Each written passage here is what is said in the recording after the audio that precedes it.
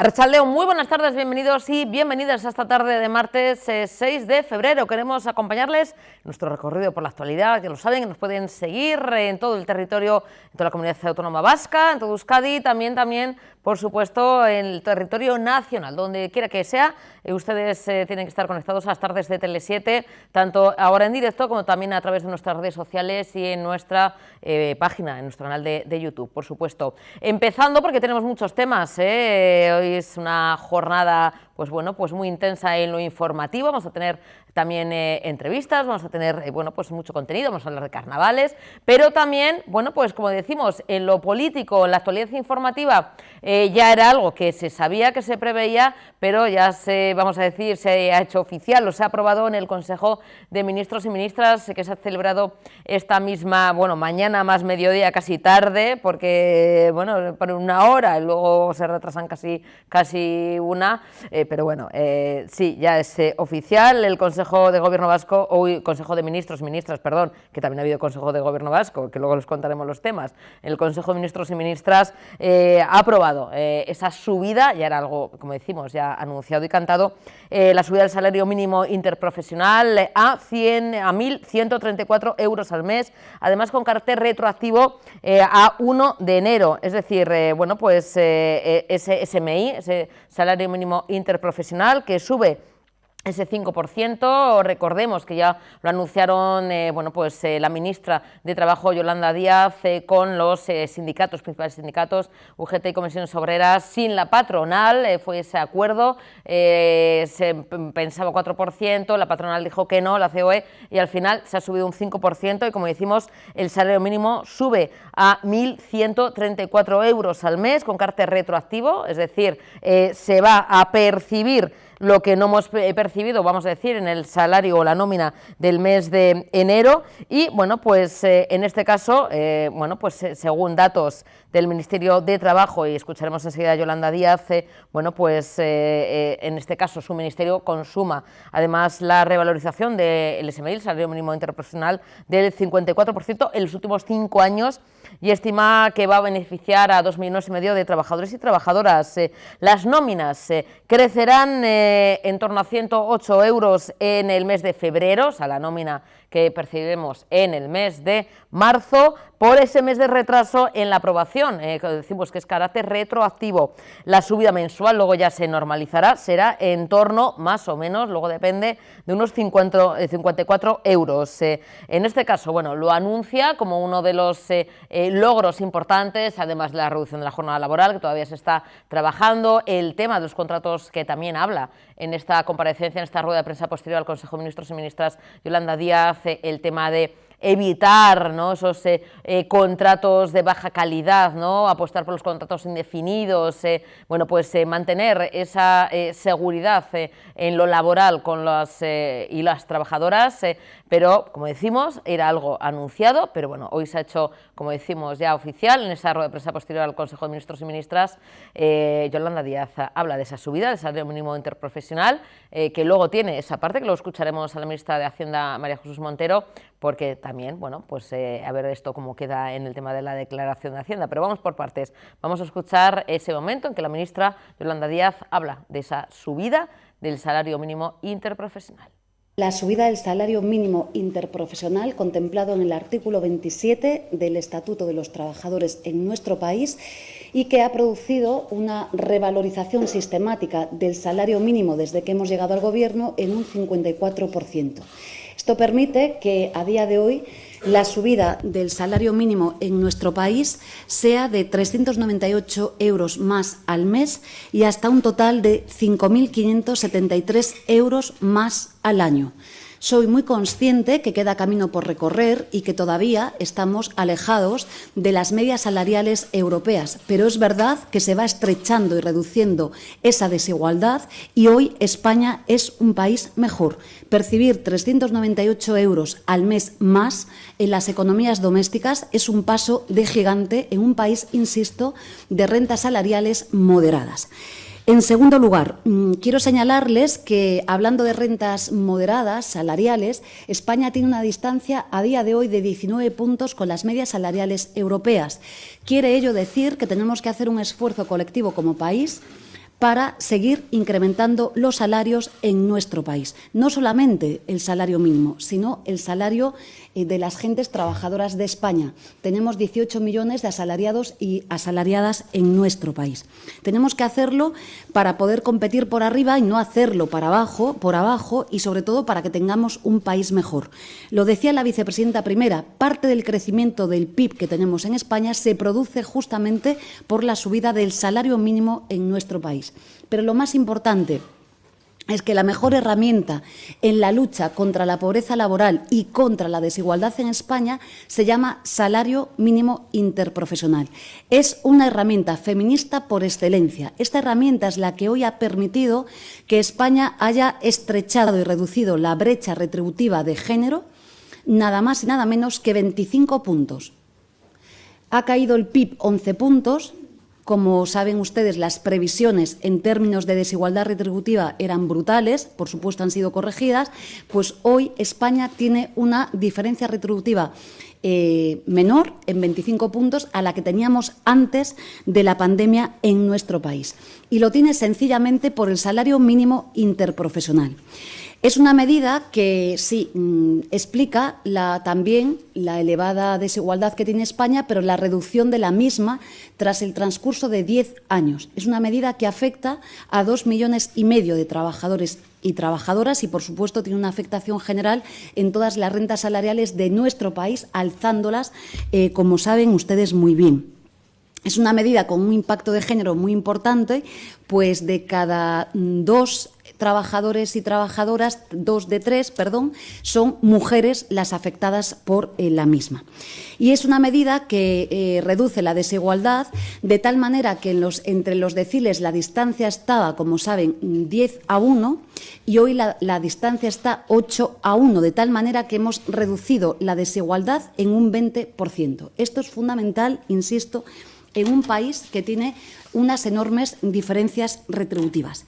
Hablando de diferencias retributivas, es verdad que tenemos un salario mediano humilde, 1.545 euros brutos al mes, insisto que tiene que ser mejorado. Pero también es verdad que tenemos un país que produce injusticias en términos de rentas. Tanto es así que, como saben ustedes, en términos de medias, una directiva del IBEX percibe una diferencia con sus asalariados y asalariadas de 54 veces más. Y esto es una brecha que se ha roto en la democracia española. Acabamos de conocer los beneficios de las entidades financieras en nuestro país. También hemos conocido las retribuciones de algunos dirigentes de entidades financieras muy importantes en nuestro país. Hay casos extremos en los que la distancia no es de 54 veces, es de 200 veces, lo que indica que tenemos un debate importante en términos democráticos en nuestro país acerca de las retribuciones en los consejos de administración y, por supuesto, de la banca y las retribuciones, las distancias que hay con las rentas de los asalariados y asalariadas en nuestro país. Bueno, y también a colación de esta subida del salario mínimo interprofesional, el Gobierno estatal en ese Consejo de Ministros y Ministras pues ha aprobado el aumento del mínimo exento en el impuesto sobre la renta de las personas físicas, el IRPF, con lo cual en 2024 se pasa de los 15.000 euros hasta los 15.876 euros. De este modo, el salario mínimo interprofesional no quedará sujeto a retención, dado que el mínimo exento se situará en la misma cuantía anual que esa subida del SMI. Así se evita que los contribuyentes afectados soporten retención o ingreso a cuenta, es decir, se sube el salario mínimo, pero claro, dicen, pues si luego lo tengo, me retienen y esto al final, ¿dónde queda? Bueno, pues en este caso, Hacienda eleva el mínimo exento de esa retención, de esa, vamos a decir, de esa declaración de la renta y de esta manera, bueno, pues se protege también esa subida. Vamos a escuchar a continuación a María Jesús Montero, ministra de Hacienda, que además, según los cálculos de su ministerio, dice que este aumento del mínimo exento de la IRPF y la rebaja de la retención de los salarios cercanos bueno, pues a este mínimo tendrá un impacto recaudatorio en este 2024 en términos de caja de su Ministerio de Hacienda, pues que supera a los 1.300 millones de euros, aunque dada la naturaleza del IRPF, comenta, como tributo parcialmente cedido a las administraciones además territoriales, pues bueno, pues se puede distribuir o puede ir variando, pero sin duda, bueno, se va equilibrando tanto el tema de la subida del salario mínimo como también, bueno, pues lo que están esos salarios exentos o esas subidas que no van a repercutir en el tema de la declaración del IRPF. Subida del SMI un 5% hasta los 1.134 euros al mes, proporciona una cifra distinta de la que en el ejercicio fiscal pasado teníamos respecto a las rentas que estaban exentas del pago del IRPF. Saben ustedes, además, que hemos incrementado de forma notable en nuestro país el número de personas ocupadas. Estamos en el récord de 21,2 millones de personas ocupadas y esto significa que tenemos que seguir acompañando este empleo de calidad y también la protección de renta, elemento importantísimo en la gestión de esta crisis que ha caracterizado la acción del Gobierno, yo diría que desde que Pedro Sánchez llegó a la Moncloa. Igual que hicimos en el año pasado, y por eso es esto una medida que ya ustedes conocen, el incremento del salario mínimo interprofesional habitualmente se acompaña de un cambio legal para permitir que por debajo de esa renta ninguna persona pague el IRPF, o dicho de otra manera, los contribuyentes que cobran hasta ese umbral estén exentos del pago de los correspondientes impuestos. Recuerdan que en el año 2023 elevamos esa cuantía mínima, practicando retenciones en el IRPF de 14 a 15.000 euros, porque en ese momento esa era la cifra de retribución anual. Ahora lo hacemos hasta los 15.876 euros, el equivalente al salario mínimo interprofesional anual. Decirles además que este dato que nosotros ponemos en relación con la subida del salario, también hay que vincularlo a la buena evolución económica que tiene en este momento nuestro país, una economía de la Unión Europea, de las grandes, que más crece en el conjunto del proyecto europeo, con un aumento del PIB del 2,5% en el año 2023, superando todas las previsiones, incluso aquellas que planteó el Gobierno de España. Y es más, lejos de frenarse, la economía española se ha acelerado en el último trimestre del año pasado, con un crecimiento del 0,6%, dato comparativo, 0,7% en Francia o 0,3% en Alemania. Es decir, crecemos el doble en ese momento, en ese último trimestre, de lo que está creciendo la gran potencia industrial como es Alemania. Esta fortaleza de la economía, entenderán ustedes, que tiene mucho que ver con lo que aprobamos en el día de hoy. No surge de la nada, no es fruto de la casualidad, todo lo contrario. Las anteriores crisis financieras y económicas han puesto de manifiesto que se tardó mucho más tiempo en recuperar los niveles de empleo y los niveles de PIB previo a que se estallaran las correspondientes crisis. No es el caso de lo que ha ocurrido con la gestión del presidente Sánchez, porque de hecho la renta de los hogares ya es un 6% superior a la que teníamos en el nivel prepandemia y también la deuda de los hogares se ha reducido a mínimo desde el año 2002, según datos del Banco de España. Bueno, y hoy, 6 de febrero, es el Día Internacional de Tolerancia Cero con la mutilación genital femenina y con bueno, pues esta fecha y con el objetivo de sensibilizar e informar a la población sobre esta práctica dañina que vulnera los derechos de los derechos humanos de las niñas y de las mujeres. Tenemos al otro lado a Cristina Alba y a Aisea Arvide, ellas forman parte del colectivo Más Mujeres. Cristina, Aisea, buenas tardes, Arratsaldeon. Buenas tardes. Arratsaldeon, bye. Bueno, chicas, una fecha que se señala en el calendario, aunque todos los días tienen que ser días, ¿no?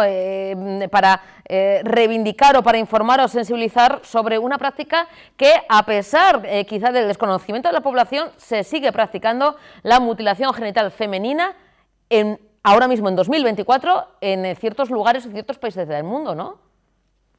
Sí, así es. Precisamente las cifras que tenemos de la asociación Save a Girl, Save a Generation, que son las que están luchando, combatiendo este tema, son que todavía 200 millones de niñas y mujeres en el mundo han sufrido hoy en día la mutilación genital femenina en 30 países. 30 países que, bueno, siguen haciendo esta práctica terrible, o sea, que no nos podemos ni imaginar, porque no solamente Cristina Aisea tiene consecuencias físicas, que las tiene de por vida, sino también es algo que ahora comentaremos, bueno, se cuenta, pero tiene sobre todo consecuencias psicológicas, ¿no? Tiene consecuencias de todo tipo, sí. A nivel físico, pues a lo largo de las diferentes etapas de la vida de las niñas y las mujeres implica un montón de complicaciones, desde infecciones hasta, por supuesto, los partos muy complicados y psicológicas, por supuesto.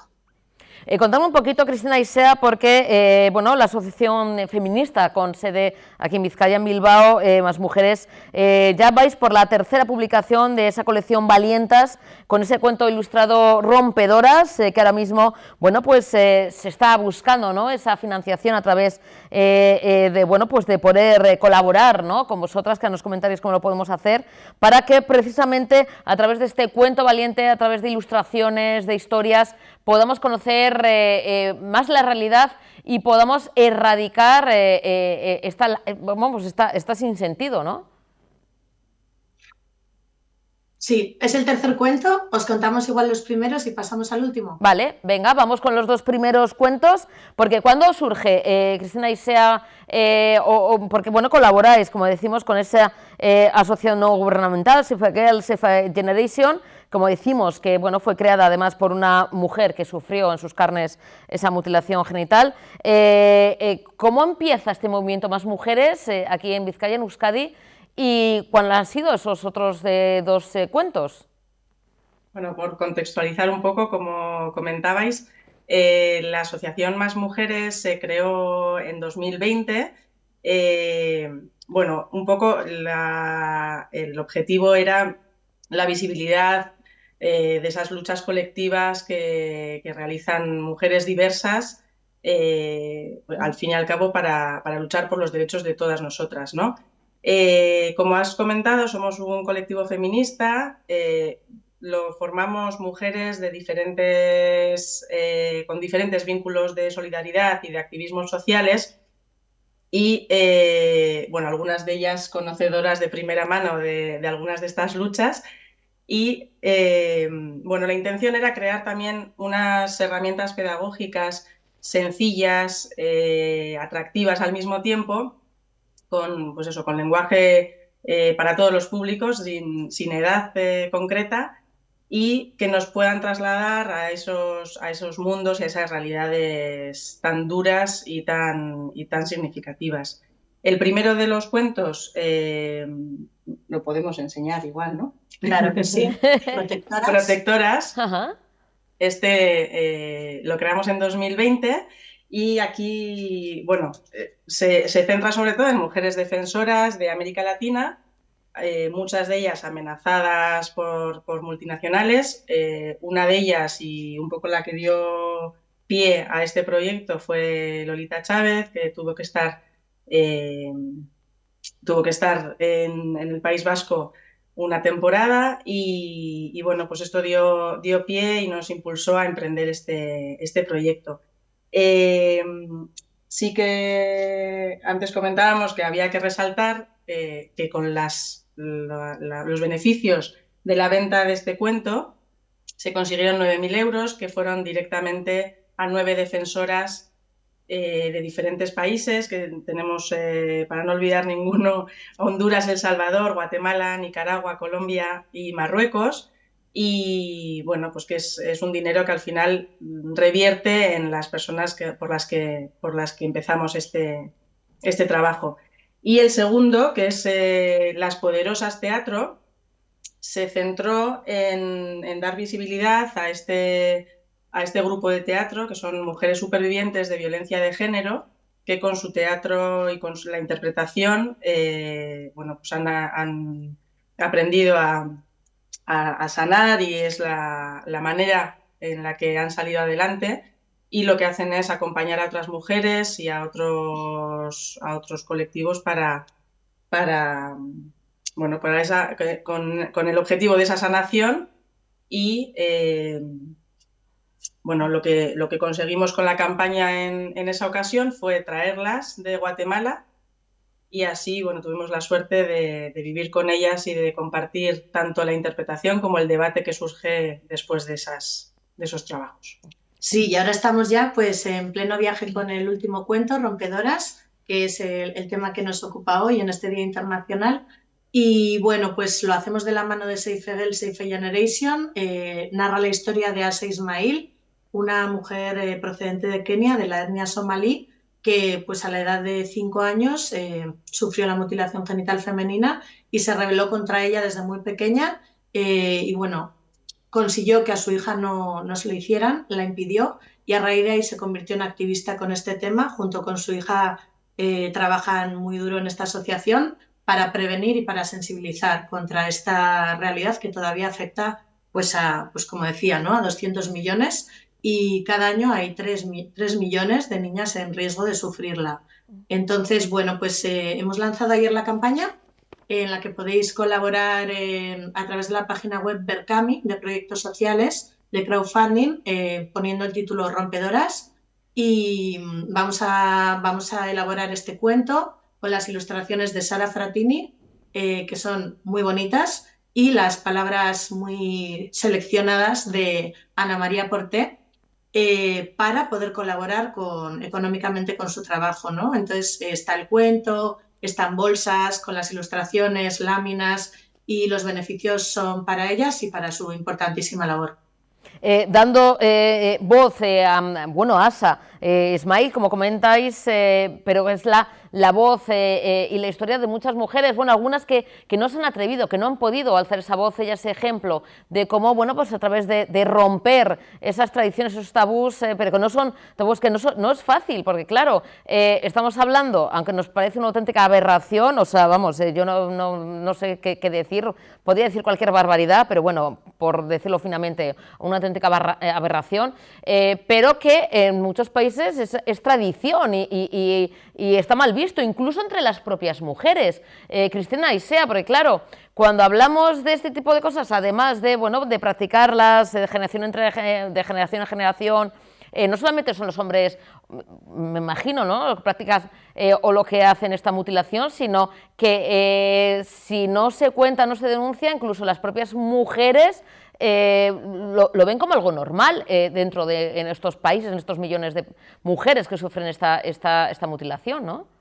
Sí, exactamente. Son prácticas normalizadas y que se han replicado de generación en generación, y responden en realidad a que las familias piensan que es lo mejor para sus hijas, ¿no?, en términos luego de acceder a un matrimonio, bueno, de una serie de costumbres y tradiciones asociadas. Y por eso es muy importante la labor que inició Asia Ismail, de empezar a convencer, primero a romper el silencio, porque esto también se vive en silencio, ¿no? Eso es lo que se va a narrar en el cuento. El momento en el que se le pone nombre es el momento en el que ella habla con su hermana. Nunca habían hablado hasta ser mayores, y bueno, y a raíz de tener una hija con A, pues ella empieza a intentar convencer a todas las mujeres a su alrededor, y lo logra, ¿no? Porque en realidad a veces hace falta ese empujoncito, y bueno, ella está logrando impactos muy grandes. Y no solo eso, también están haciendo una labor súper importante para formar y apoyar pues aquí a nuestras instituciones públicas, porque lo vemos como una realidad muy lejana, pero pues también se dan casos en España. Y claro, tanto policía como personal sanitario, como incluso instituciones educativas, tienen que conocer el tema y estar preparadas para darle un abordaje adecuado e integral. Sí, porque a ver, no suele ser habitual, pero sí, Aisea, Cristina, que en algunos casos, afortunadamente, digo que no es habitual, pero sí que hemos visto que nuestro territorio a nivel nacional igual ha habido una atención, les han evitado o han visto, la policía ha impedido, pero sí que se han dado prácticas o se han hecho conatos de hacer prácticas de mutilación genital, de esa ablación, aquí en territorio nacional me refiero, es decir, que ya no solamente en esos países, sino que aunque es menos habitual, afortunadamente, como decimos, pero bueno, que esas costumbres, bueno, pues con esa información y esa educación, que también se evite, no solamente allí, sino también aquí, que hay gente que, bueno, pues que igual piensa que esto es tradición, que el placer sexual femenino, ¿no?, es pecado, no se puede permitir. Bueno, pues que no se lleve también a otros países, ¿no? Y esos casos que no se dan muy habitualmente, pero que también tienen que estar las autoridades, como comentáis, ojo a visor. Por eso es muy importante la labor que hacen ellas y de hecho la asociación la fundaron en España, donde viven ya desde hace muchos años y ese trabajo es fundamental para cumplir incluso como país con las obligaciones internacionales que hemos adquirido, ¿no? Cristina Aisea, podemos colaborar desde ya mismo con este cuento, este tercer cuento, rompiendo esos tabúes y sensibilizando contra la mutilación genital femenina, hoy justo en el Día Internacional. Rompedoras, ¿cuándo prevéis que va a haber la luz? Depende también del aporte, que tenemos que colaborar todos y todas, que esto es cuestión de cada personita que estamos viendo ahora mismo en la entrevista y que os sigue.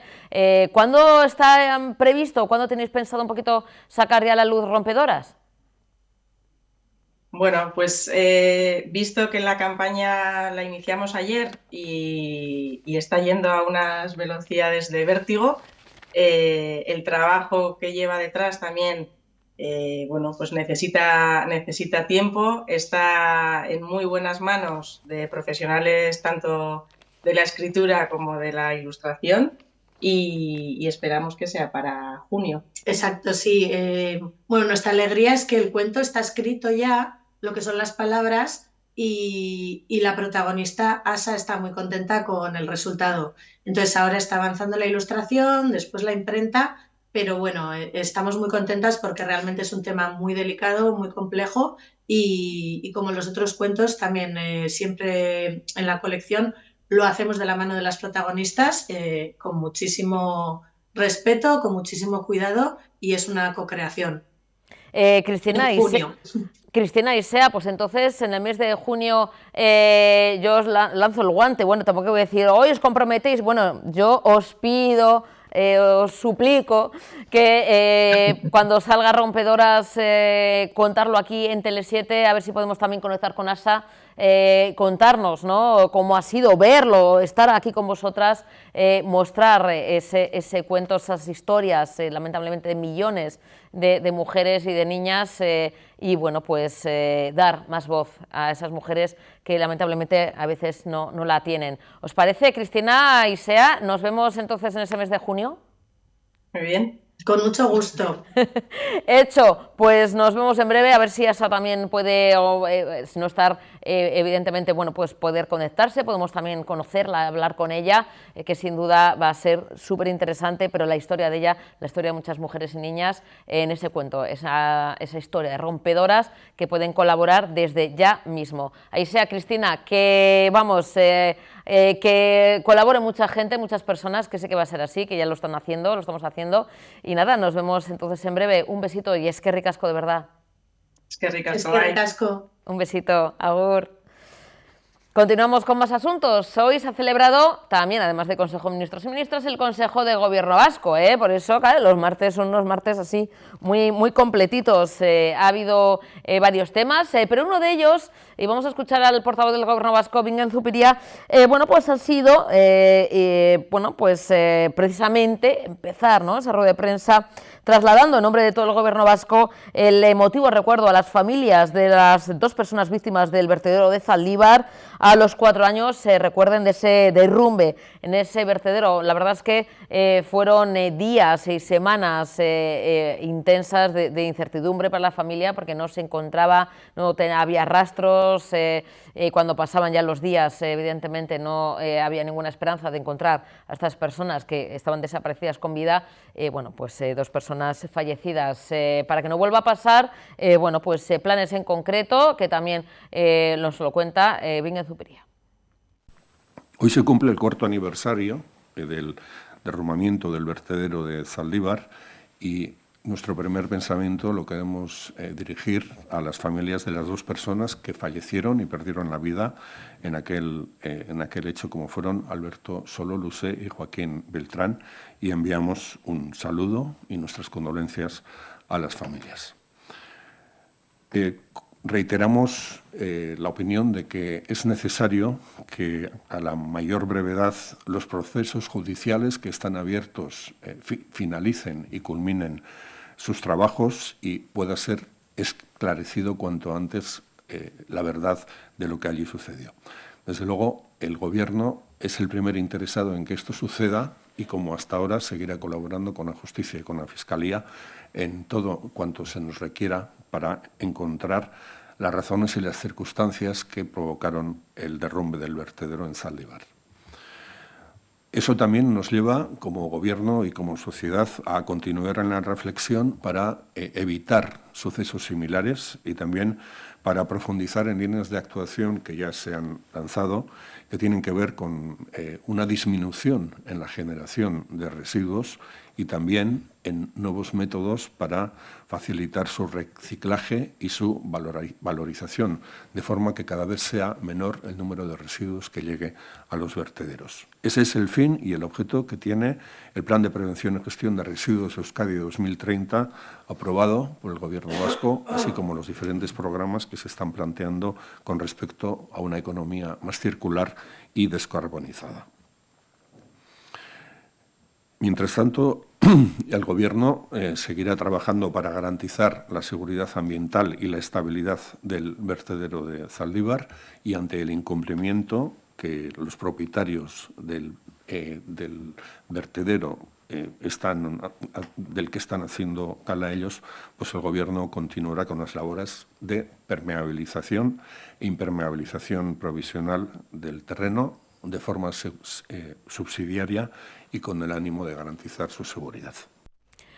Bueno, y vamos a seguir con más asuntos. La verdad es que siempre nos gusta hablar de futuro. Nuestros niños y niñas son ellos los que van a tomar el relevo de los que estamos aquí. Ya algún día nos tendremos que jubilar. Y la verdad es que para encaminarnos en el buen camino y en el buen sentido, tenemos a San Félix Ikastola de Ortuella para contarnos todos los detalles de diferentes programas y además, bueno, pues siendo como una de las ikastolas referentes a nivel de Euskadi, y yo digo más, a nivel estatal, tenemos a su director, Aitor Elorriaga. Aitor, buenas tardes, Arratsaldeon. Eso, Arratsaldeon. Hombre, somos vascos y vascas, ¿no, claro, Aitor? Claro, y encima referentes aquí... a nivel mundial. Claro que sí, claro que sí. No has dicho ninguna mentira. No he dicho nada que no se escape de la realidad.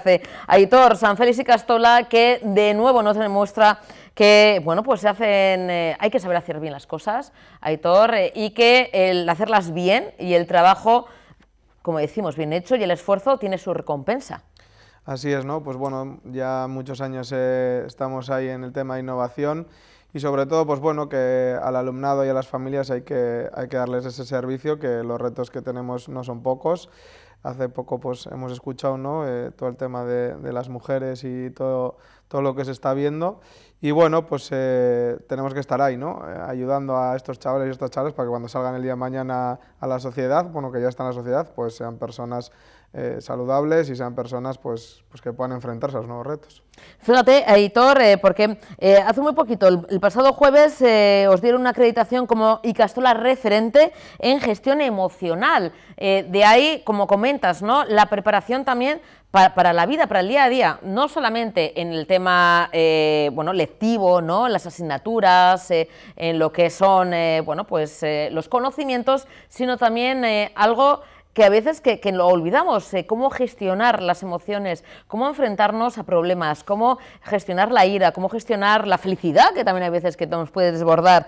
En este caso, que estamos viendo imágenes, Aitor, es algo importante porque sois la tercera ikastola galardonada con esta acreditación tan importante a nivel Euskadi. Por eso decimos que sois una ikastola referente en el trabajo tanto de, vamos a decir, de lo que son las asignaturas, el conocimiento, el aprendizaje, pero también el aprender o el enseñar a los chiquis, las chiquis, a cómo enfrentarse a los diferentes problemas de la vida. Sí, bueno, es una cosa bastante importante que que yo creo que hay que poner bastante rigor, porque cuando hablamos de emociones hay que tener cuidado, porque primero va la emoción y luego va la conducta, y sobre todo que, bueno, tenemos que entender que en las ikastolas el alumnado no nos va a recordar, bueno, que igual sí, por lo que le han dado en mate, en lengua, en euskera, lo que has dicho tú, sino por cómo se han sentido, ¿no? Y creo que eso es muy importante. Y luego, pues prepararles, porque va a haber momentos en los que van a estar tristes, otros van a estar alegres, como te han dicho, pero lo importante es que puedan pivotar entre las emociones, ¿no? Que no se queden bloqueadas en alguna emoción que no, pues que no sea agradable. Y bueno, eso requiere de mucha formación, requiere de una metodología, y en eso estamos, ¿no? Y bueno, pues estamos muy contentos porque esa acreditación nos da mucha alegría a ese trabajo que estamos haciendo. Y bueno, como tú has dicho, somos la tercera, la segunda de Vizcaya, y bueno, esperemos que mucha más gente pues pueda aportar este granito de arena, ¿no? Aitor, para recibir esa certificación, ese reconocimiento, para que los niños y niñas, como comentas, ¿no? Puedan tener, ¿no? esa satisfacción de decir, oye, sí, aprendo asignaturas, pero también aprendo a enfrentarme a problemas, me ayudan en clase, tengo algún problema y tengo ahí a los maisus, ¿no? a los profesores y profesoras. También el profesorado tiene que estar formado, es decir, ya no es solamente dar la materia, claro, como antiguamente decíamos, sino que ellos también tienen que estar en continua evolución y en continuo aprendizaje, ¿no? Los propios profesores, sí, profesoras. Sobre todo que hay que adaptarse y tener claro que cada persona es diferente. Cada uno hay que darle en cada momento igual lo que necesita, aunque es complejo, pues porque al final también en un aula pues existen diferentes complejidades, pero sí es importante tener la mirada puesta en la persona, ¿no? Porque primero son personas y luego son alumnos o alumnas, y eso ayuda mucho, ¿no? Y eso hay que generar esa cultura de la organización. El claustro tiene que estar formado, bueno, hay un equipo directivo y un tal de pedagógico que está involucrado en esto, y eso pues bueno, ¿no? Se riega en la organización y sobre todo que da igual la asignatura que des, que tienes que tener claro que delante de ti pues tienes personas, ¿no? Y también el profesorado son personas, que todos tenemos nuestros días mejores y peores, y bueno, y poder empatizar con ellos y ellos contigo, ¿no? Porque al final también es sano decir, pues mira, chicos o chicas, hoy no tengo el mejor día y estoy triste pues porque se me ha muerto un tío, bueno, lo que nos pasa a la vida, ¿no? Y eso, pues hacerle ver a ellos también que es importante y bueno, sobre todo que podamos crear una cultura en la que las personas pues puedan estar en un entorno sano, que eso es muy importante. Para mí el entorno sano es uno de los retos que tenemos, ¿no? Hay datos que ya vemos que 1 de cada 4 niños y niñas sufre violencia, 1 de cada 5 sufre violencia sexual, y de los 11 suicidios que hay al día en España, pues entre 5 y 6 son menores de edad. Entonces, pues bueno, yo creo que todo esto está muy ligado a lo que es las emociones, y si hay rigidez emocional, pues la salud peligra, ¿no? Y creo que si una persona pues es flexible emocionalmente, es una persona sana y rinde mejor. Entonces, pues bueno, yo creo que eso se puede trasladar a la ikastola, aquí o a cualquier organización. Educar también en valores es uno de los también, ¿no? de las patas importantes de San Félix Ikastola en Ortuella. Aitor, por cierto, el periodo de matriculación arranca mañana, 7 de febrero, hasta el 23 de febrero. Es uno de los periodos importantes también para vosotros, y yo no sé si un poco estresantes, en el buen sentido, porque claro, es un momento... Bueno, álgido, ¿no? Como suelo decir yo, cuanto más estresante sea, mejor, ¿no? Sí, el periodo de matriculación lo marca el Gobierno vasco en todas las ikastolas o centros donde cualquier familia quiera inscribir a sus hijos, a sus hijas, pues ahora es el periodo, ¿no? Del 7, que empieza mañana, hasta el 23, pues es cuando tienen que matricular. Desde la ikastola, pues bueno, damos todo tipo de facilidades, pueden venir por teléfono, hacer las visitas directamente con nosotros, cualquier necesidad que tengan, pues nos consultan y nosotros encantados de recibirles. Bueno, además de ese reconocimiento, acreditación como ikastola referente en gestión emocional, Aitor, también tenéis pues esa sensibilidad con pues alumnos y alumnas que necesiten pues algún tipo de educación especial, alumnado de 2 o 3 añitos, ¿no? Que es, pues son muy chiquis, pero ya tienen esa formación, hay que acompañarles mucho, y en este caso una sala de estimulación en concreto, que yo no voy a decir el nombre, porque, madre mía, sí. Esto que viene de Suecia. Bueno, viene más de la zona de Dinamarca y por ahí, donde hace mucho frío. Bueno, es una sala Snowselen, ya desde nuestra red de centros diocesanos, pues hay una en Iparraguirre y Castola, solo hay dos en los proyectos educativos, uno está en Iparraguirre y Castola en Indautxu en Bilbao y la otra aquí en Ortuella. Y como te he dicho antes, ¿no? Pues el equipo de innovación, pues estábamos pensando cómo poder dar ese servicio a ese alumnado, pues no solo de necesidades educativas especiales, porque eso también lo quiero remarcar, que todo alumno de BIURTE de 2 añitos y de 3 años baja en grupos reducidos de 3, 5 como máximo, se hace una sesión de 45 o 60 minutos y no pueden pasar más de 10 días sin que vuelvan, ¿no?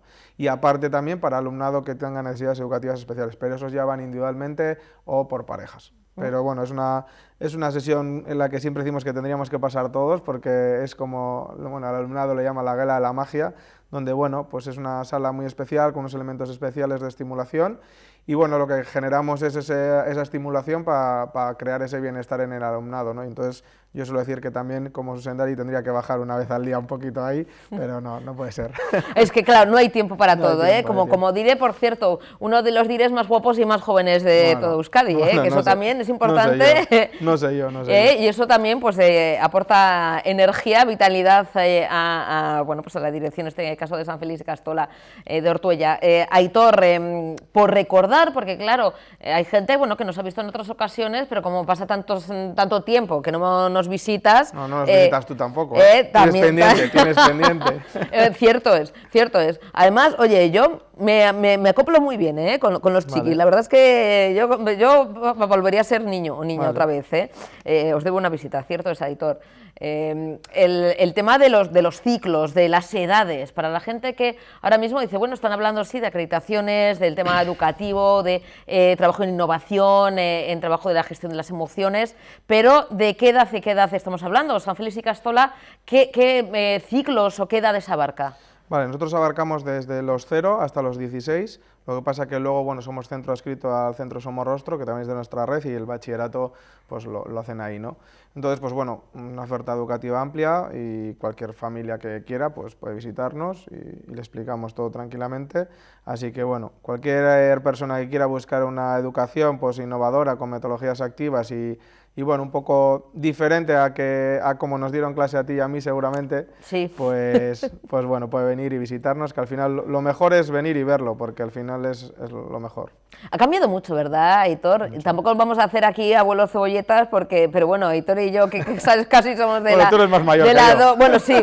Oye, Aitor, me está dando unos zascas. Bueno, sí, yo soy de GB, tú... Bueno, yo justo cambié, yo pasé la GB y ahí estuve. Bueno, yo soy de GBera, pues imagínate, yo sí soy más abuela cebolleta, tú menos, tú eres más joven, pero sí ha evolucionado mucho, ha cambiado mucho, ¿no? Hombre, la educación ahora mismo. Por suerte, ¿no? Por suerte ha cambiado mucho. Pero vuelvo a repetir, también tiene que cambiar lo que es las direcciones, los claustros, el entorno de lo que es, ¿no? Siempre... ¿Y el apoyo a las familias? ¿Tenéis Hombre, yo creo que ese apoyo? Yo creo que es muy importante, ¿no? El otro día hacía una compañera y en el vídeo ahí se ve que es muy importante que las familias se sientan acompañadas, ¿no? En este proceso pues tan complejo que es dejar lo que más quieres de tu vida, casi más tiempo con nosotros que con las familias, y sentirse acompañadas, ¿no? En ese proceso, que bueno, habrá momentos mejores, peores, habrá piedras en el camino, pero el sentirse acompañadas y que tú les eches una mano, sobre todo a nivel persona y a nivel familia, pues lo agradecen mucho, ¿no? Y entonces, pues bueno, pues también sentir que la Icastola es parte de la familia es uno de los grandes retos que hemos asumido, y bueno, que poco a poco creo que eso también ha cambiado mucho, porque antes seguramente nuestros aitas pues pasarían por la Icastola bastante poco y seguramente sería ama quien pasase por la Icastola, por desgracia.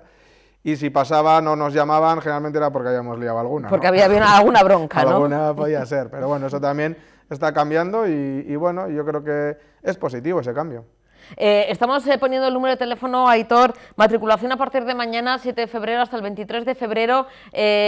Lo ideal, bueno, pues que llamen, que reserven quizá una cita, aunque las puertas siempre están abiertas, Aitor, pero bueno, para controlar un poco y poder tener esas visitas un poquito más, pues eso, ¿no? Más controladas, más personalizadas. Sí, nosotros lo hacemos individualmente, o sea, toda persona que quiera nos ponemos en contacto y yo personalmente estoy con ellos, les enseño el proyecto y les hacemos una visita cualquier día por la Icastola, porque yo creo que es importante también que vean el día a día, no que se haga un día y ese día ponemos todo bonito. Globos y fuegos artificiales. Yo siempre suelo decir que el que viene a nuestra Icastola va a ver la Icastola un día normal y bueno, con total naturalidad.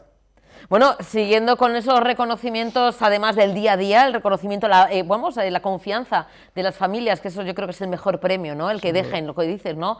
Su tesoro más preciado, que son los chiquis, sus niños y niñas en San Félix y Castola. Bueno, pues seguimos con más reconocimientos. Uno de ellos, además, pues mira, el día después de San Valentín, el 15 de febrero, un reconocimiento importante también, ¿no, Aitor? Sí, bueno, pues tenemos que ir a Madrid a recogerlo y bueno, pues estamos contentos también porque ser una escuela que aprende pues es importante, ¿no? Yo creo que al final hoy en día, por suerte, en Euskadi el derecho a ir a la escuela se cumple, pero el derecho a aprender no sé si se cumple en todos los lados, ¿no? Y en eso pues hemos incidido mucho. También ser centro referente de los derechos de la infancia por parte de UNICEF pues también nos ha dado una cultura muy en los derechos que quizás aquí pues tenemos mucha suerte, ¿no? Pero bueno, acabamos de ver hace poco lo que pasa por el mundo, ¿no? Entonces, pues bueno, yo creo que es importante ubicarse y tener, ¿no? Pues la mirada no solo en lo local, sino también en lo que está pasando, ¿no? en el mundo, y bueno, pues eso nos ayuda mucho también, y creo que es importante que ellos también sientan que son parte de, ¿no? Importante. Qué pena que se me haya pasado la roda de esto de estudiar, porque si no, me iba de cabeza a San Félix y Castola, en Ortuella, Aitor, porque era muy diferente la educación de antaño. Ahora mismo, bueno, pues hay muchas posibilidades. Y por cierto, claro, hasta los 16 años, luego tenéis, por supuesto, con Centros Morrostro, dicen que, bueno, que depende de la época, depende de los años, que si las carreras más técnicas, vosotros en San Félix y Castola, quieren conocer y quieren estudiar, pero todavía no están definidos, ¿no? En ese caso. Bueno, hay quien sí y hay quien no, ¿eh? Eso también pasa así. Hay quien tiene muy claro lo que quiere hacer y bueno, sí que es verdad que luego en tercero o cuarto la ESO pues ya tienen que ir un poco eligiendo algunas de las optativas que puedan abrirles ciertos caminos. Pero bueno, yo creo que aquí también es importante escuchar al alumnado, ¿no? Que muchas veces igual desde fuera... Que pide asesoramiento también, ¿no, sí, Aitor? Dicen, bueno, oye, que yo se me da bien esto, pero que también que tenga un poco salida, pero si tiene salida pero no me gusta, hay mal camino, ¿no? Yo creo que es importante que ellos puedan hacer lo que les gusta, ¿no? Y yo siempre les digo que, bueno, si decidas lo que decidas, intenta hacer lo mejor posible siendo buena persona, pero hay que darles voz también y escucharles, ¿no? Que parece que vamos nosotros ahí a decirles lo que tienen que hacer, y igual vamos a dar una charla y cualquier chaval o cualquier chaval te puede decir, no, es que yo esto no quiero hacer esto porque me gusta. Pues igual hay que darles voz a ellos y dentro de lo que a ellos les gusta, pues intentar encaminarles en la mejor salida que puedan tener, ¿no? Y creo que eso es muy importante, creo que darles voz al alumnado pues es vital, y según los intereses que tengan ellos de forma intrínseca que les salga, pues poder orientarles y acompañarles, ¿no? Porque también desde muy jóvenes tienen que empezar a decidir. Sí. Y eso también pues nos ha costado a los demás, pues en muchas ocasiones también ellos están un poco agobiados y agobiadas porque tampoco lo pueden tener muy claro, ¿no? Por eso es importante que bueno, que vayan un poco por donde les gusta, ¿no? Y luego nosotros pues intentar orientarles en la mejor salida.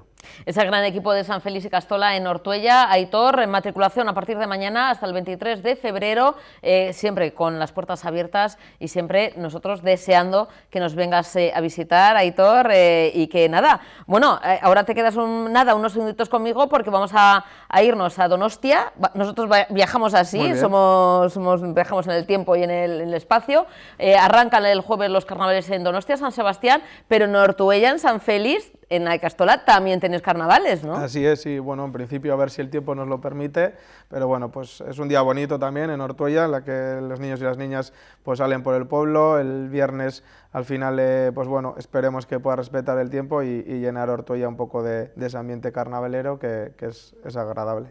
Bueno, ¿hay disfraz elegido?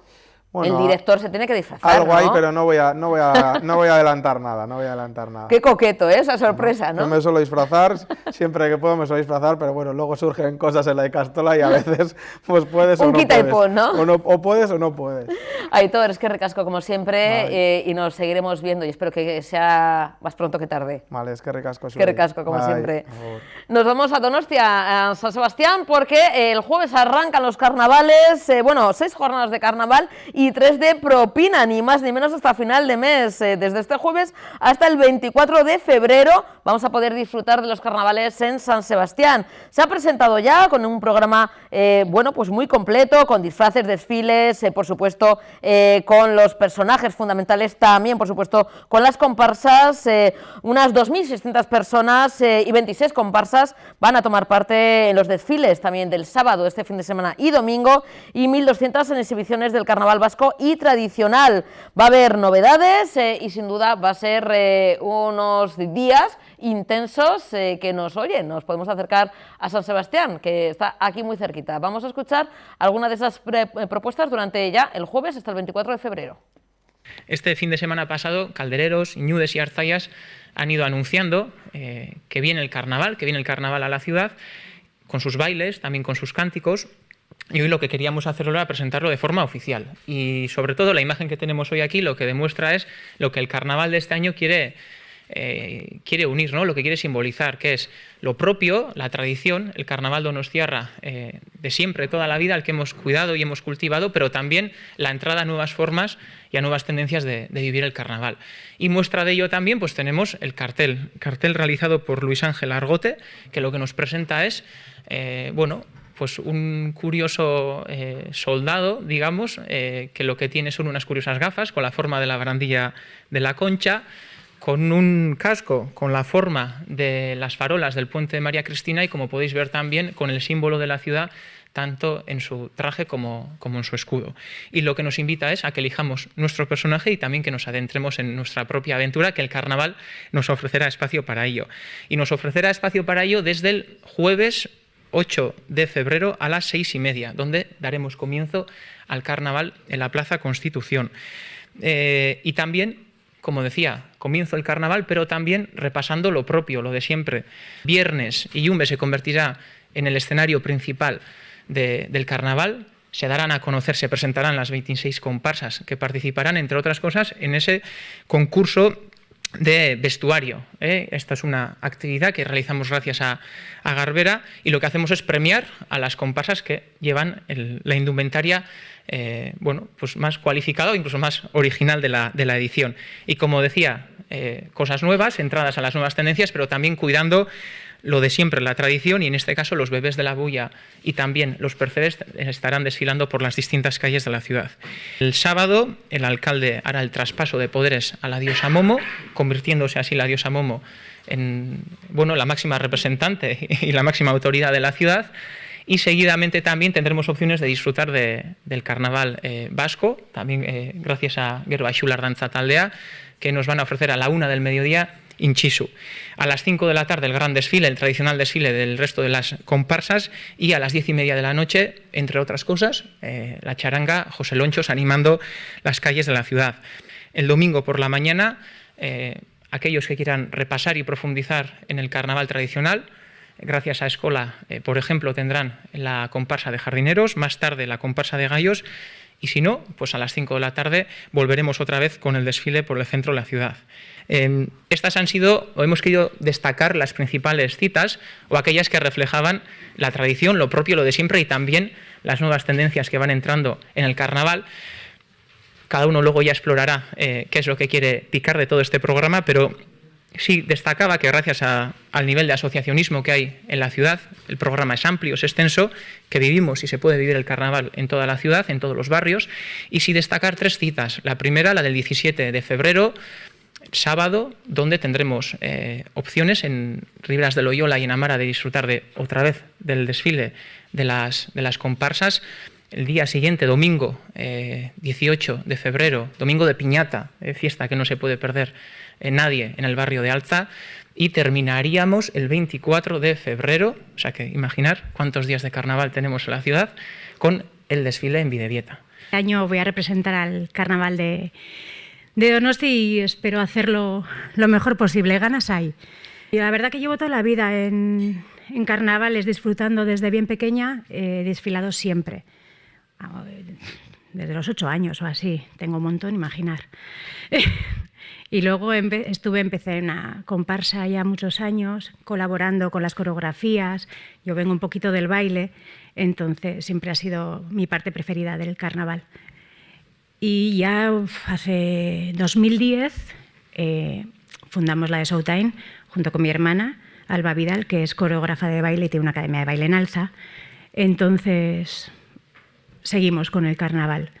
Siempre participamos y siempre es muy importante para nosotras.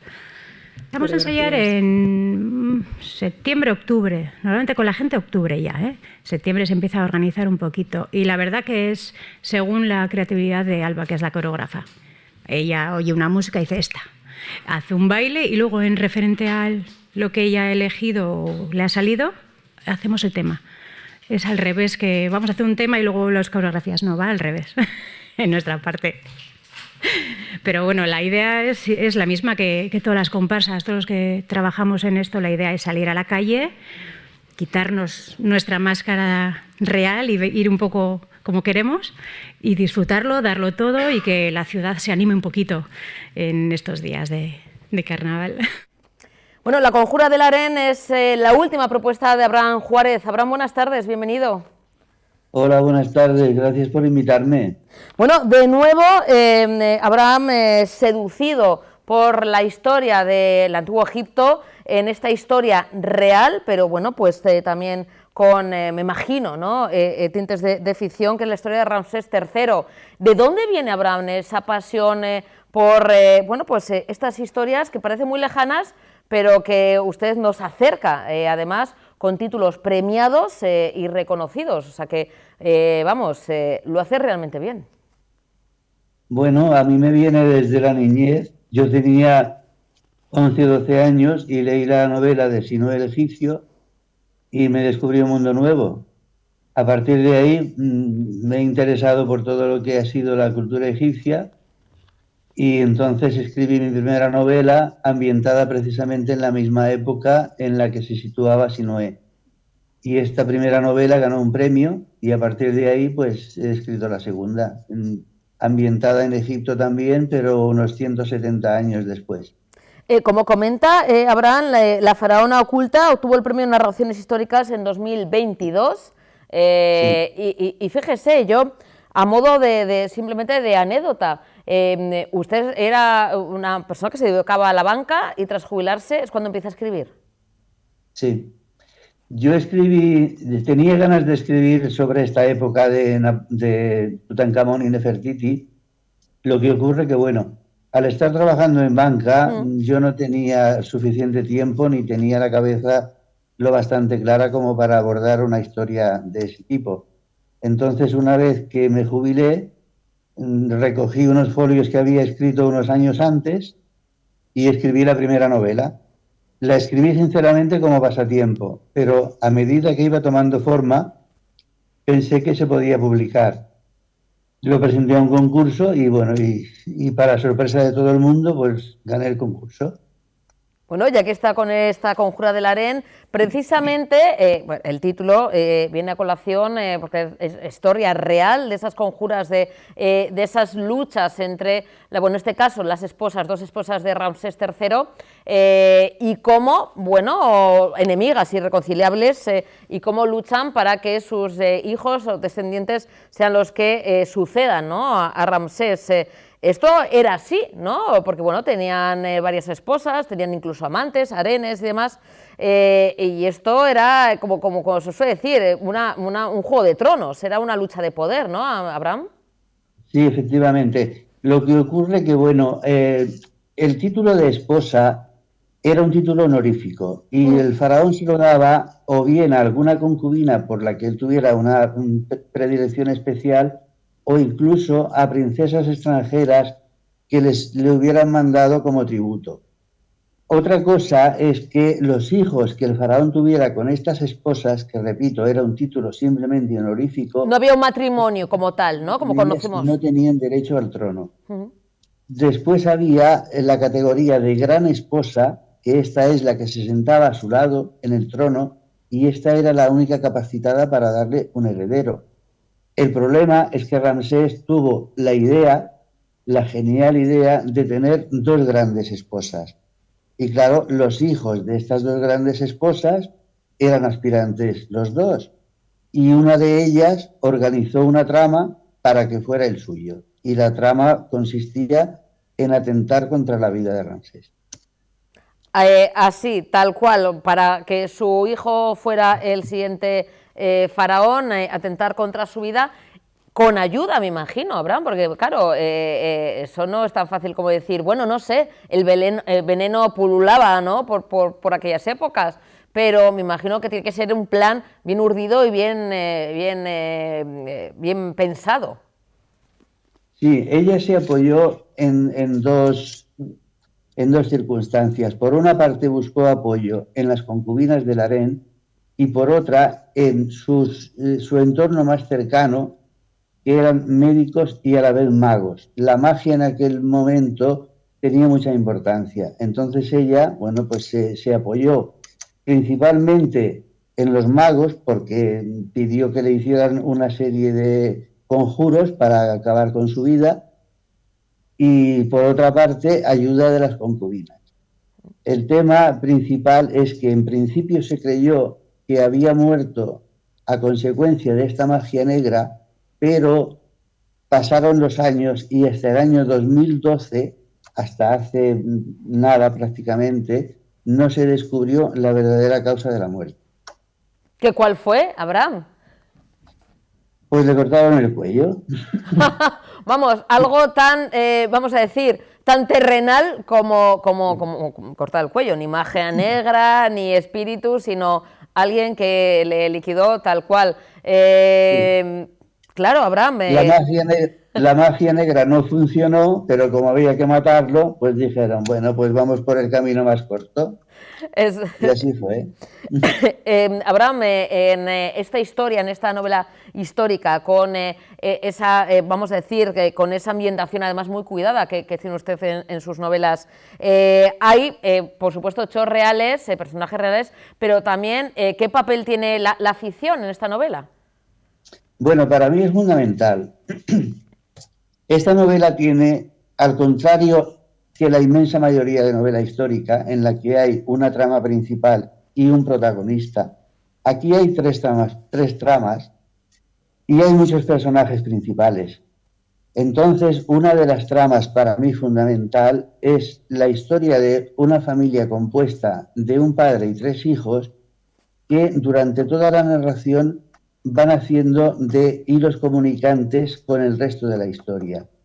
Y es muy importante el papel del padre porque yo he roto un poco con el canon de lo que es la novela histórica en la que habla un solo narrador y yo he introducido 2 voces. Una que es el narrador omnisciente, que es el que lo sabe todo, y luego lo principal es la voz en primera persona del padre de esta familia, que realmente es un relato que te rompe el alma porque es un verdadero drama lo que va viviendo.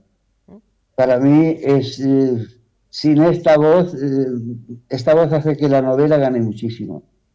Sí, porque muchas veces, Abraham, vemos bueno, pues ese relato, ¿no?, de esos hechos históricos, ¿no?, desde el punto de vista, como usted comenta, ¿no?, de la historia de los faraones, ¿no?, del poder, ¿no?, de qué pasó con, en este caso, Ramsés III, con sus esposas, compartiendo ese poder, pero el poder del pueblo, cómo vivían, ¿no?, ese recorrido por el Antiguo Egipto, vamos a decir, de base, que podemos conocer a través de los personajes, bueno, que vivieron esas circunstancias y que usted también nos presenta, que esto es algo también que nos enriquece y que no está en los libros de texto, me refiero. Sí, claro, aquí hay una cosa, que en aquel tiempo las clases sociales estaban muy separadas. Había una élite compuesta de poca gente y después la inmensa mayoría del pueblo llano.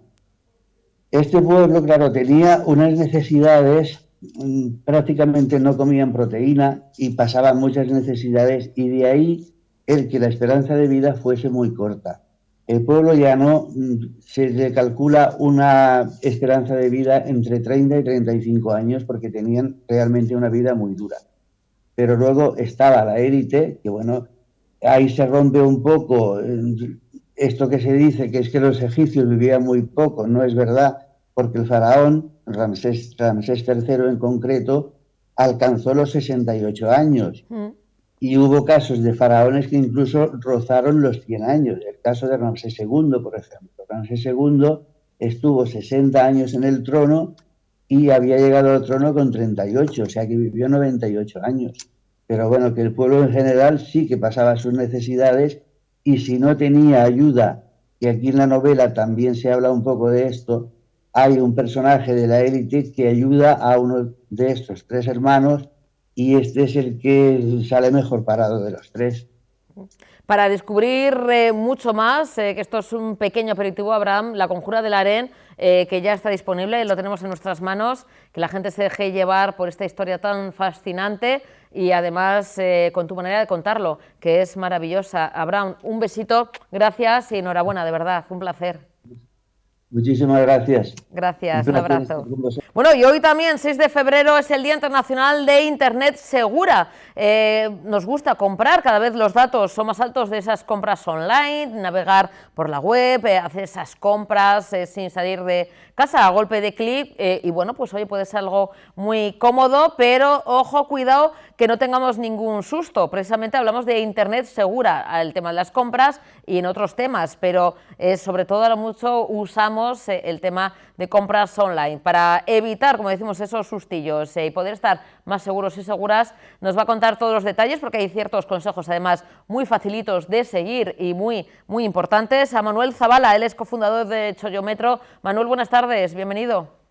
Muy buenas, ¿qué tal?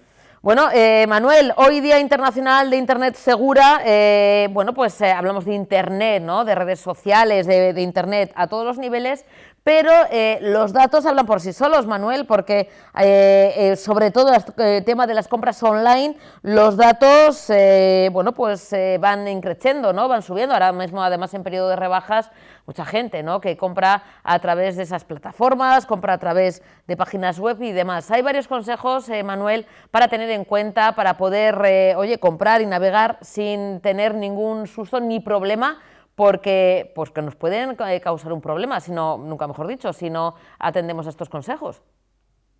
Sí, claro, al final estamos cada día más en Internet, tenemos un teléfono en el bolsillo en el que estamos todo el día conectados, ya sea en redes sociales, ya sea comprando, y tenemos que tener bastante cuidado porque al final no solemos echar mucha cuenta a la seguridad y hay muchas personas intentando acceder a nuestro dinero y a nuestras cuentas y a nuestros datos y tenemos que intentar seguir un poco nuestra intuición y lo que poco a poco vayamos aprendiendo en ese sentido para no caer en las posibles estafas o posibles hackeos que están por ahí. Importante el tema de la educación, educar en el uso seguro de Internet es importante, Manuel, es esencial precisamente para poder navegar y poder realizar, como decimos, esas compras, por ejemplo, online sin sufrir ningún problema, ningún percance. Uno de los consejos que también nos ofrecéis y que hoy en el Día Internacional de Internet Segura es importante conocer, que hay gente que dirá, bueno, yo tengo que meter mis datos, incluso hay veces para registrarse en alguna cosa, para comprar entradas de un concierto, comprar algo, para lo que sea o para tener información, siempre nos piden los datos. Ojo, Manuel, con la utilización, qué casilla o si luego en la letra pequeña ponen cómo van a utilizar esos datos. Están obligados a veces a poner si lo van a utilizar, pero a veces que lo ponen de una manera tal que no somos conscientes, damos a todo que sí, y luego pueden utilizar esos datos para otras cosas que no sean enviarnos ofertas, me refiero. Claro, al final, normalmente a la hora de registrarte en una web, en una tienda, pues tiene varias casillas. La principal es la de los términos y condiciones, etcétera, en la que tú das tus datos pues, para lo que vas a registrarte, para comprar o para la red social o lo que sea. Pero suele haber otra casilla en la que cedes o autorizas el uso de tus datos en ámbitos comerciales o de cesión de datos a otras empresas y es la que normalmente puedes no clicar y yo recomiendo no clicar para que tus datos no sean cedidos a otros usos comerciales de publicidad, de llamadas spam, de venta de tus datos a terceras empresas para que esas empresas te envíen correos o te llamen para hacerte publicidad, etcétera. Y normalmente esas casillas no son obligatorio marcarlas y yo siempre recomiendo no hacerlo. Porque claro, Manuel, no sé si es así, pero o si es una falsa creencia o un falso mito, pero sí que hay incluso empresas que se dedican a vender datos personales de las personas. Es decir, si clicamos, luego eso va quizá a una empresa, aunque sea solamente como comentas, ¿no? Llamarnos a modo spam para ofrecernos algo, ¿hay empresas que se dedican a comprar datos personales o datos de personas? Sí, claro, hay empresas que se dedican a ello legalmente porque tú le has autorizado a dar tus datos para el uso comercial. Entonces, hay empresas que se dedican a comprar o vender esas autorizaciones de contacto, digamos, y sí, luego pues te llaman y no sabes por qué te llaman o te llega un correo que no sabes de dónde y es porque una empresa se lo ha vendido a otra tercera empresa y esa primera empresa tú le habías autorizado el uso de tus datos de manera comercial y a terceros. Otro de los consejos que, bueno, es muy sencillo porque además lo vemos en cuanto nos metemos en una página web para saber si es segura, es el icono, ¿no? O bien el candado o bien la dirección, ¿no? En concreto, Manuel, para saber si estamos en una web segura y no tener ningún susto, nos estamos al final o nos están redirigiendo a una página que no existe o vamos a tener o estamos yendo a una página, pues eso, que no sé, que en lugar de una tienda es otra cosa. ¿Cuáles son los iconos? ¿Qué es lo que nos debemos fijar para ver en la barra de direcciones si estamos en una web segura? Pues el HTTPS es lo que indica que el tráfico que tú estás teniendo con esa web está cifrado. Es seguro en el sentido de las comunicaciones que tú estás realizando con esa web. No quita que pueda ser una web fraudulenta, porque al final, si yo me creo una web fraudulenta y le pongo el HTTPS, significa que mi comunicación con esa web está siendo segura, pero la web en sí no es segura. Entonces tenemos que tener cuidado siempre en qué webs nos metemos y qué enlace clicamos, porque aunque tú estés en una web con la que estás teniendo una comunicación segura, no quiere decir que la web en sí esté hecha para ser segura, esté hecha para no ser fraudulenta. Vosotros, Manuel, bueno, pues que sois expertos en la venta también, en ayudar a la hora de comprar de la mejor manera, la manera más segura, ¿os consta que hay también páginas que, aunque parezcan legales, oficiales, están vendiendo imitaciones, están vendiendo productos ilegales? Sí, claro, hay veces que la imitación, pues bueno, roza un poco la legalidad, porque bueno, hay veces que son imitaciones que parecen pero no lo son, o sea, a lo mejor no te ponen el logo o lo que sea, pero sí, obviamente en muchas webs venden imitaciones y tú buscando puedes conseguir sitios donde hay miles y miles de productos de imitación de cientos de marcas que vienen desde China, de Asia, etcétera, y las puedes comprar online. Otra cosa es que a veces esas webs pues no duran mucho porque al final las cierran porque al final estás haciendo algo ilegal. Pero sí, existen esas webs donde puedes comprar imitaciones o a veces falsificaciones.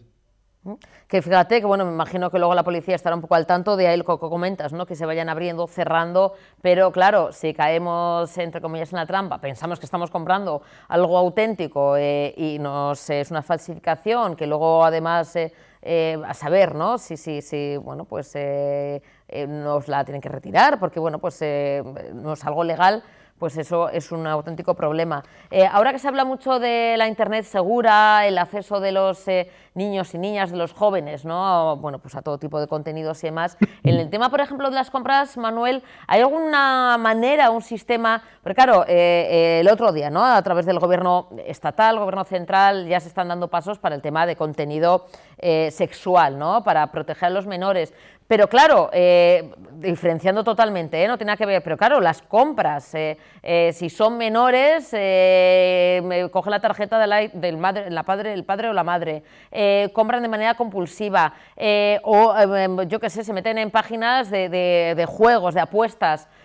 ¿Se puede controlar también el acceso, ya no solamente a contenido, vamos a decir, sexual, ¿no? O pornográfico, que es lo que se está ahora controlando, se va a controlar, sino el tema, por ejemplo, salvando las distancias, que nadie me entienda mal, pero con el tema de las compras hay que controlar, los padres y madres tienen que estar al tanto de qué acceso tienen los menores también a esas compras, porque se pueden, no sé, convertir en compradores compulsivos.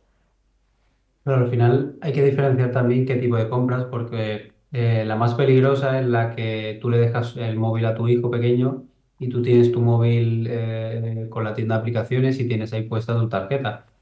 Entonces, si no tienes eso debidamente protegido, en 3 clics tu hijo jugando puede comprarte decenas o cientos de euros en compras extra en tus aplicaciones, en videojuegos o en lo que sea dentro de la propia Play Store. Entonces, el primer paso es eh, proteger la Play Store o la App Store poniendo un bloqueo de parental donde cada vez que sea necesaria, que quieras comprar, sea necesario ponerle un PIN, un código o tu huella para que la compra se realice. Es decir, que sin esa compra, sin ese código o esa huella, la compra no pueda realizarse, por mucho que tú tengas metida tu tarjeta. Y luego aparte, pues bueno, educar un poco a los hijos en el que dentro de las aplicaciones, pues hay compras a veces y que eso no se puede realizar. Ya aparte, a nivel de que tu hijo coja tu tarjeta y haga una compra, pues ya hoy en día está un poco más complicado porque normalmente, a la hora de hacer una compra, tu banco, tu aplicación de banco te pide una doble verificación de seguridad para que aprueben la compra y eso sin tu código de banco o tu huella en la propia aplicación, la compra no se va a realizar. Entonces está un poco más complicado que alguien que no seas tú haga esa compra. Pues para los pequeños y también para los mayores, ojo con nuestros mayores que a veces pues tienen dudas, no saben, bueno, pues tener una persona de confianza que les ayude si quieren comprar por internet, oye, eso es algo muy práctico, ¿no? Sin salir de casa, pero que se dejen asesorar, que bueno, pues riesgos hay. Y es que, como siempre, desde Chollómetro, Manuel, gracias por celebrar con nosotros, darnos esos consejos en el Día Internacional de la Internet Segura y por, bueno, pues con esos consejos que nos lo vamos a apuntar y vamos a seguirlos a rajatabla para no tener, como decimos, disgustos, que no nos carguen más de lo que debemos, no compremos en páginas que luego no nos llega el producto, que pasa, etc, etc. Manuel, feliz día y seguiremos hablando, como siempre, un placer. Muchas gracias. Hasta luego. Gracias. Continuamos en las tardes de Tele7, volvemos al Consejo de Gobierno Vasco. Vamos a escuchar a Idoia Mendia, que ha explicado en esa reunión posterior al Consejo de Gobierno Vasco que mañana mismo se va a constituir el Consejo Vasco de Políticas Públicas de Empleo para una mayor eficacia y coordinación entre instituciones en esta materia. El objetivo, sus palabras, es que seamos realmente útiles a la ciudadanía. Nace este Consejo Vasco de Políticas Públicas de Empleo para construir el mapa que nos permita organizar mejor los recursos y los distribuya de una forma equilibrada, adaptándose a las necesidades de cada entorno y nos complementemos entre nosotros para que cada cual haga aquello en lo que es mejor, aquello que mejor sepa hacer y donde todos no hagamos de todo el rato, para evitar esas duplicidades y solapamientos que mencionaba anteriormente. Y eso será posible porque a partir de ese mapa estableceremos la red vasca de empleo y una ventanilla única en cada territorio, más una ventanilla virtual para el conjunto de Euskadi, donde todos, absolutamente todos, compartiremos la misma información. Bueno, y como hemos estado contándoles en esta tarde, en estas tardes de Tele7, hoy, 6 de febrero, se celebra el Día Internacional de Tolerancia Cero con la mutilación genital femenina, con tal conmemoración o con tal día para reivindicar, informar, educar. El Ayuntamiento de Bilbao, precisamente, bueno, pues pone en valor también ese día, esa necesidad de la educación, y el Ayuntamiento bilbaíno, además, lleva más de una década trabajando estrechamente con las familias procedentes de las etnias practicantes en África para precisamente salvaguardar la integridad de las niñas y las mujeres de estas comunidades. Más de 200 bilbaínas y bilbaínos africanos formados como agentes de salud y de prevención de la mutilación genital femenina, bueno, pues dan cuenta de ese esfuerzo del consistorio bilbaíno para tratar este tema. Como decimos, el Ayuntamiento de Bilbao pone en valor ese trabajo de prevención que se realiza con las familias de origen de las diferentes etnias practicantes de África y otros lugares. Desde el año 2008, ni más ni menos, trabaja en prevención comunitaria con mujeres inmigrantes dentro del marco del programa Mujer, Salud y Violencia. Con este conocimiento, con el Día Internacional de Tolerancia Cero contra esta auténtica aberración, tolerancia cero con la mutilación genital femenina, nos despedimos. Mañana volveremos con más información y más ganas de compartir cada tarde con todos ustedes. Eskerrik asko, Bierarte, agur. Hoy, como cada año, condenamos la mutilación genital femenina, una práctica que, aunque afortunadamente cada vez es menos habitual, sigue causando el sufrimiento de miles de mujeres. El Ayuntamiento de Bilbao lleva trabajando desde el año 2008 en la prevención de este tipo de violencia, siendo pionero a nivel estatal e inspirador para otros municipios. Son muchas las acciones llevadas a cabo contra estas actividades, siempre centradas en mujeres y hombres bilbaínos y africanos. Ofrecemos diferentes formaciones, promovemos la difusión de estos conocimientos por parte de quienes las han recibido y establecemos protocolos para poder identificar posibles casos de violencia. Actualmente el Ayuntamiento cuenta con una amplia red de bilbaínas y bilbaínos africanos formados como agentes de salud y prevención y trabaja de manera conjunta con Osakidetza, Gobierno Vasco, Diputación Foral de Vizcaya y el módulo Ausolán. Hoy queremos hacer una mención especial de reconocimiento a las 170 mujeres formadas como agentes de salud, que habiendo sobrevivido a la práctica de la mutilación cuando eran pequeñas, se han convertido en Bilbao en referentes para el cambio, educando para la transformación, aquí y en sus países de origen, a otras mujeres y a otros hombres y asimismo a familias enteras para el abandono de la mutilación genital femenina, para el abandono de todas las formas de violencia de género y por la promoción de la igualdad.